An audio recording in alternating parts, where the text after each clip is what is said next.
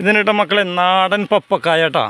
ഇത് നാടൻ എന്ന് പറഞ്ഞാൽ നല്ല സൂപ്പർ റെഡ് ലേഡി കണ്ടോ, അടിപൊളി സാധനം. ഓക്കെ, റെഡ് ലേഡി ഇതൊക്കെ നമ്മളെ കടയിൽ വിൽക്കാൻ വേണ്ടിയിട്ടാണ്. നമ്മളൊരു സുഹൃത്തിൻ്റെ തോട്ടത്തിൽ നിന്നാണ് ഈ സാധനം ലൈവ് പൊട്ടിക്കുന്നത് കേട്ടോ.